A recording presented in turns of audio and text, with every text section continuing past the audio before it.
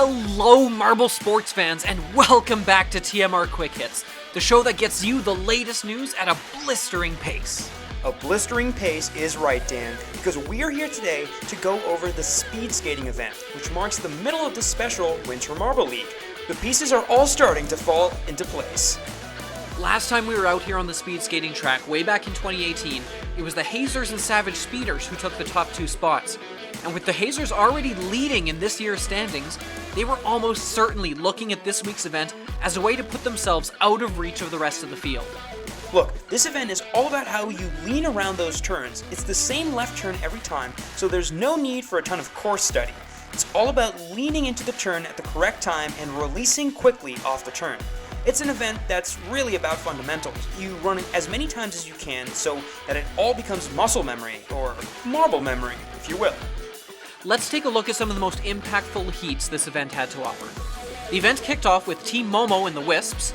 The race started out fast-paced between Momo and Wuspy, with Momo coming out victorious. In the Chocolatiers versus the O-Rangers heat, the Cocoa Puffs did pretty awful, but that's nothing new for them. Chocolatiers, more like chocolate tears.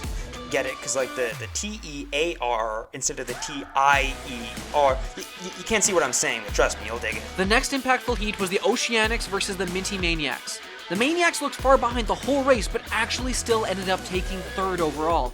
This was because of the blistering pace set by Ocean, who set a Marble League record at the time with their run. Remember, we were keeping an eye on the league-leading Hazers as well, and their fight versus the Pinkies had us at the edge of our seats, but ended up becoming disappointing for the Hazers, after the last two laps dropped them to a 7th place finish. Now the Savage Speeders versus Team Galactic. Oh my gosh, this was like a dumpster fire in a hydrogen-filled nuclear submarine. Granted, these are good teams, but this was just not their day. Wow. In the Ducks versus Thunderbolts, Ducky overcame a bad start, but lightning-fast Thunder exploded in the second half and set a crazy world record of 29:46, taking the gold home. The Oceanics and Minty Maniacs would round out the podium. So a lot of the results here today seem really surprising if you were just watching the individual 1v1 races. But that's the thing with heats in an event like this. They can be really misleading, and we saw it really get into the competitors' heads. Look at this. Here's the final results again, but this time with the teams that went directly head-to-head highlighted. It's uncanny how much racers were adjusting based on how their opponents were doing. Teams that were doing well pushed each other to incredible times, and teams that started off slow did little more than try to stay ahead of their opponents. So after 3 events, we have what's essentially a 3-way fight for the top.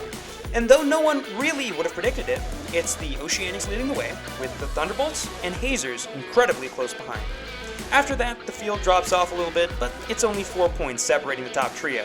With only 2 events to go, we all know who we'll be keeping an eye on from here on out. Thanks again everyone for tuning in. We'll see you back here next week for the bobsled event. Later, everyone. Hey, thanks for watching. Maybe check out some of our other series on the channel, or subscribe to the Marble Report to make sure you're always up to date with the latest and greatest in Marble news. We'll see you at the next one.